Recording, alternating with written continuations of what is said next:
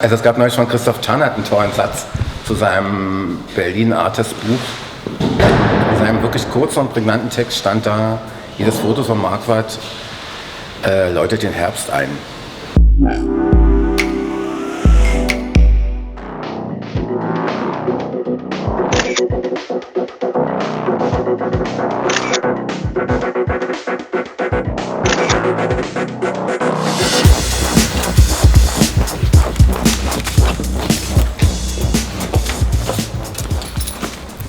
Ich war gestern auf einer Ausstellungseröffnung, die toll war, aber ich habe mir vorgestellt, würde ich nur so leben, mich nur in dieser Kunstszene aufzuhalten oder nur mit diesen Leuten zu beschäftigen und diesen ganzen aufgeblasenen Egos, also wozu ich selber sicherlich ein Stück gehöre, also oder auch eins, aber irgendwas ist auch immer wieder schön, irgendwie in diesen Job zurückzukehren.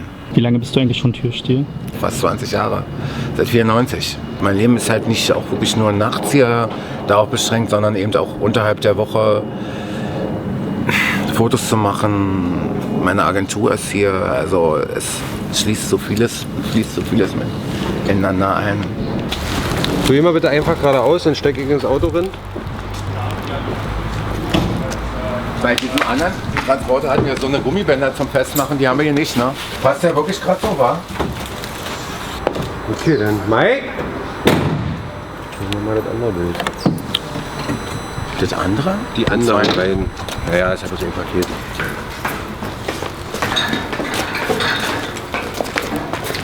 Das ist die Belüftungshalle. Kleines Auto?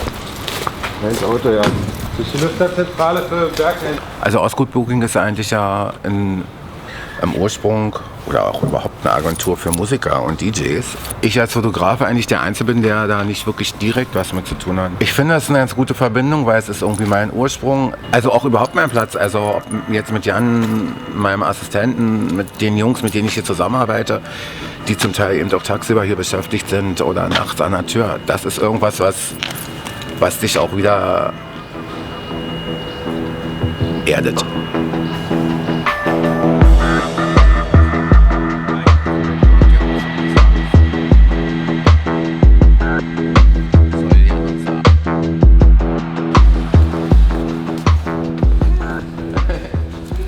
Zum Glück sind immer die Bonbons da.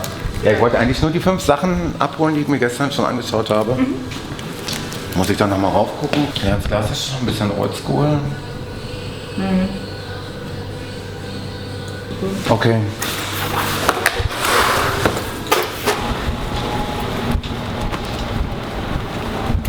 Kennst du die Neuro-Titan-Galerie? Das ist das Haus Schwarzenberg.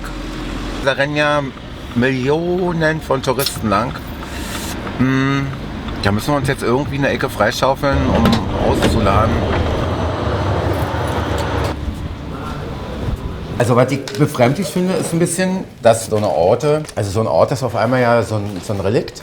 Der wird halt jetzt irgendwie genutzt für Führungen für ein Berlin, was ja so gar nicht mehr existiert. Deswegen hat es für mich auch ein bisschen was Kulissenhaftes. Sah natürlich nie alles so Street-Art-mäßig aus und es gab keine Graffitis und war nicht beklebt und so sah eigentlich aus, so wie diese Fassaden da bröckeln. So sah eigentlich ganz Ostberlin aus. Aber es ist halt nur noch so eine Minimalwelt von irgendwas, was schon seit Ewigkeiten nicht mehr so existiert. Aber es ist dann wirklich auch in meiner Generation, in meinem Alter, so dass es so viele Orte gibt, die ganz anders waren, weil sich natürlich die Sachen immer verändern. Also bist keiner, der sagt, früher war alles besser. Auf keinen Fall, das fand ich schon immer ganz schlimm. In meinem Fall war ja früher auch noch eine Mauer und das war auf keinen Fall besser. Die Ostzeit war einfach toll in der Zeit, wie sie war. Dann war aber auch gut, also ich konnte da auch gut von weg.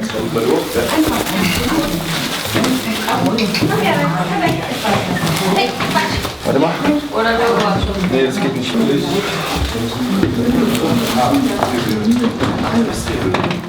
Oben jetzt. Super. Cool.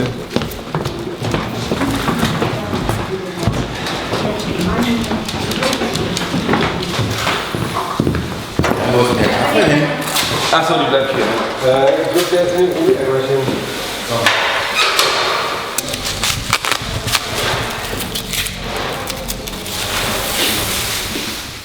Und wenn du jetzt Wasser, Banane, Weintrauben, Schokolade, Würstchen möchtest, das ist auch immer ein bisschen so wie Schulausflug. Also so irgendwie so Klassenwandertag. Erst geht man irgendwie Geld ausgeben, was man nicht hat. Außer Bananen ist sonst alles auch auf meinem Ernährungsplan. Nee, ein Stück weiter nach rechts. Stopp, zu viel.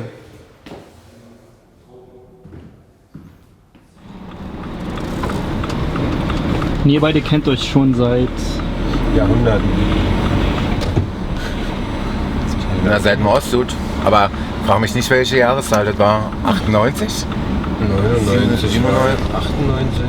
Ganz einfach, die Ostkut-Tür war eine homosexuelle Tür und die brauchten einfach einen Türsteher, der sich mit heterosexuellen Gästen auskannte. Und Sven hat mich vorgeschlagen, ich wurde angerufen, dann habe ich da angefangen zu arbeiten. Wir waren sofort auf einer Wellenlänge. Ich weiß nicht, ob ihm imponiert hat, weil mich sein Äußeres nicht imponiert hat. Also hat mich natürlich schon imponiert, aber ich bin jetzt nicht auf die Knie gefallen vor ihm. Und ihr steht zusammen noch an der Tür? Nee, mittlerweile nicht mehr. Mittlerweile steht Sven immer noch an der Tür und ich mache mittlerweile Veranstaltungsleitung. Und tagsüber halt Haushandwerker, Haustechniker, Veranstaltungsaufbau. da noch mein Assistent, Ausstellungsaufbau und auch immer noch Fotomodell für meine Bilder. Und trotz allem, ich habe immer gute Laune.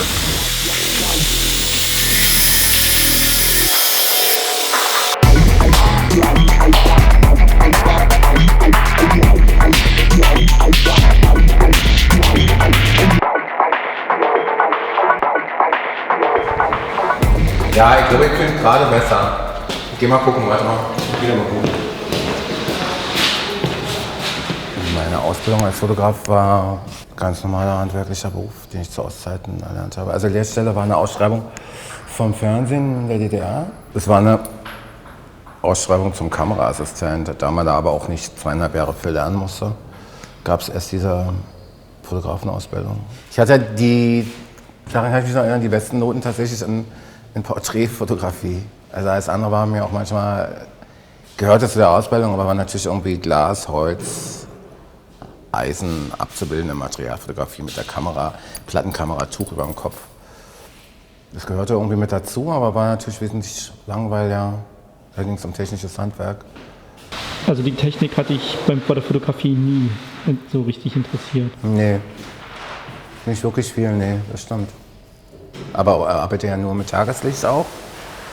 Aber ich sehe es auch nicht als eine Bequemlichkeit. Ich liebe Räume mit Lichteinfall nur aus einer Ecke und die erstmal jedem normalen Fotografen oder anderen Fotografen viel zu dunkel wären. Und es müssten 15 Aufheller hin und eine Studioblitzanlage und 13 Scheinwerfer noch da. Und so viele Sachen heutzutage sind auch so tot geblitzt und ohne irgendeinen Schatten.